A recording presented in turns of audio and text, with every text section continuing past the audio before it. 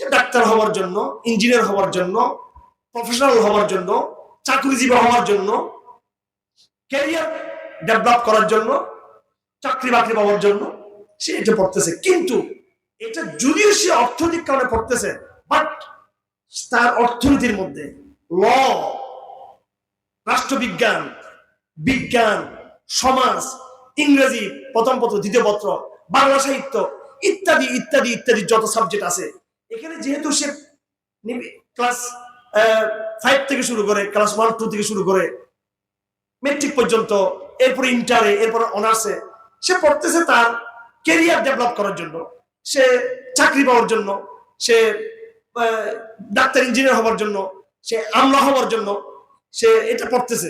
কিন্তু যেহেতু সে এই পড়াশোনার মধ্যে সে দীর্ঘ সময় কাটিয়েছে, কোথাও আল্লাহর নাম নাই, কোথাও রসুলের নাম নাই, সে জীবনে অনেক কিছু পড়াশোনা করতেছে, কিন্তু আল্লাহ রসুলের সমাধান যেহেতু নাই, তার মাথার মধ্যে একটা জিনিস বসে গেছে যে বস্তুবাদী জ্ঞানের সাথে আল্লাহর কোনো সম্পর্ক নেই, নাউযুবিল্লাহ।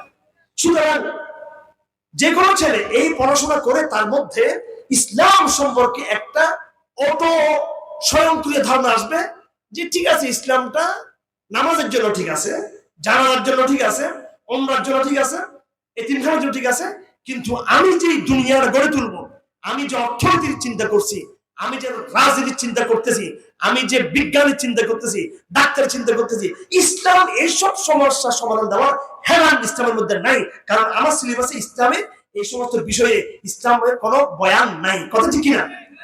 তো এটা পরে পরে তার মধ্যে স্বাভাবিক, তার মাথার মধ্যে এটা ঢুকে যাচ্ছে, ইচ্ছা করে কিন্তু ঢুকে নেই। দেখেন সিলেবাসের কোথাও লেখা নাই যে ডাক্তারি সম্পর্কে ইসলাম কিছু বলে নাই, অর্থনীতি সম্পর্কে ইসলাম বলে নাই, ইসলামের বিরুদ্ধে ডাইরেক্ট কিছু লেখা নাই, কিন্তু ইসলামকে এইভাবে স্কিপ করা হয়েছে, ইসলামটাকে উজ্জ্বল করা হয়েছে। অটোমেটিক আপনার কাছে মনে হচ্ছে যে আসলে ইসলাম এই আধুনিক জমানায় শিক্ষিত হওয়ার জন্য ইসলামের কোনো ভূমিকা নাই। অথচ কোরআনে কারিমে বিজ্ঞানের আয়াত ভুরি ভুরি ভুরি ভুরি আয়াত, কথা ঠিক না?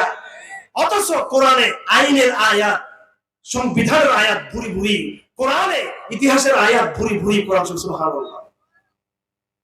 আমি তো